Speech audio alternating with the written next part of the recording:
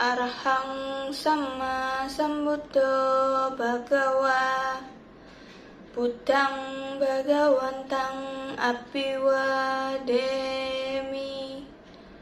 Swakato Bhagawata Dhammo Dhammang Namasami Supatipanno Bhagavato Sawaka Sangho Sanghang Namami. Dahulu kala, terdapat sebuah kolam yang tidak besar dan tidak kecil. Di dalam kolam tersebut, terdapat banyak sekali ikan yang hidup dengan bahagia dan damai. Saat itu adalah musim panas, yang menyebabkan air di kolam mengering dan semakin sedikit air yang tersisa.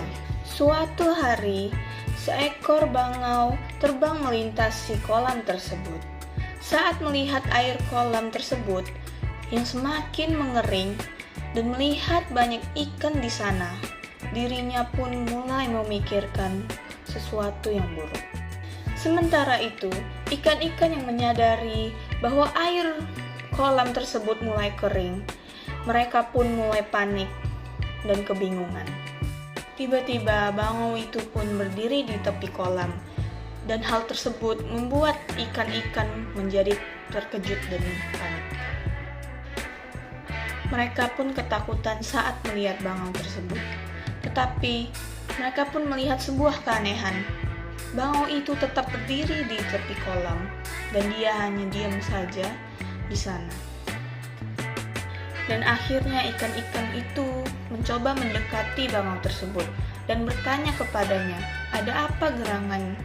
Kemudian bangau itu mengatakan kepada para ikan-ikan tersebut bahwa dirinya merasa sangat kasihan terhadap ikan-ikan tersebut karena air kolam yang semakin mengering.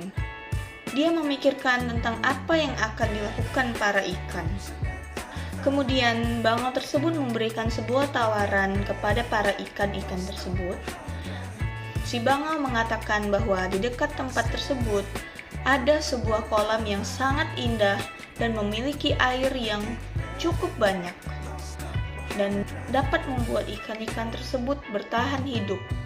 Dan bangau pun mengatakan kepada ikan-ikan tersebut bahwa ia dapat membawa mereka ke kolam tersebut menggunakan paruhnya jika mereka mau.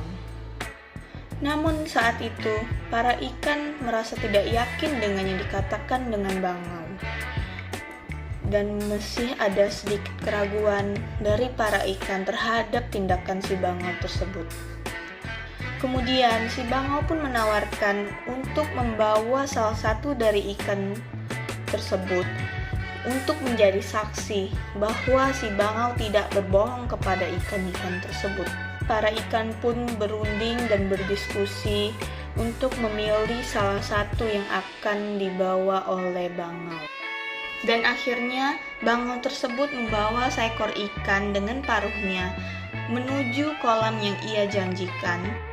Sesampainya di kolam itu, ikan itu menikmati keindahan kolam tersebut dengan air yang penuh dengan keindahan, dan akhirnya ia pun kembali ke kolam sebelumnya. Dan di sana ikan itu pun menceritakan bagaimana indahnya kolam tersebut, dan para ikan-ikan pun yang lain percaya. Dan akhirnya kemudian ikan-ikan yang lainnya pun meminta kepada si bangau untuk membawa mereka ke sana. Kemudian si bangau membawa para ikan-ikan tersebut satu persatu dengan paruhnya. Tetapi pada saat itu, si bangau melancarkan rencana jahatnya.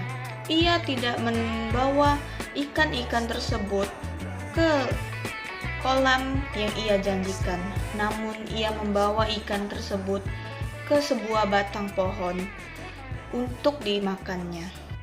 Hingga kemudian di kolam sebelumnya hanya tersisa seekor kepiting.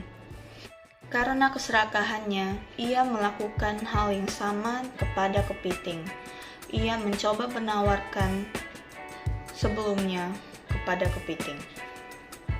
Namun, kepiting berkata dirinya merasa tidak aman jika dibawa si bangau oleh paruhnya. Dan kepiting pun berkata, bagaimana jika ia memegang lehernya bangau dengan salah satu capitnya. Dan hal ini pun diizinkan oleh si bangau dan akhirnya mereka pun terbang ke arah kolam yang bangau janjikan. Sesampainya di kolam tersebut, kepiting melihat betapa indahnya kolam tersebut dan meminta agar si bangau menurunkannya dengan segera. Namun bangau yang berniat memakan si kepiting tetap terbang membawanya. Dan kepiting pun mengancam kepada si bangau, bila ia tidak mau menurunkannya di kolam tersebut, si kepiting akan mencapit leher si bangau hingga tewas. Karena ancaman kepiting itu, ia pun segera menurunkan kepiting tersebut.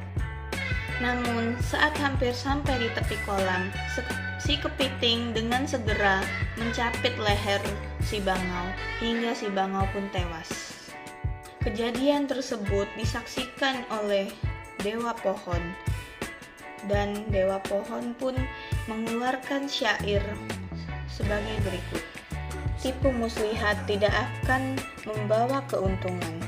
Orang yang penuh tipuan seperti si bangau akan mendapat balasan dari si kepiting. Papawaga ayat 125.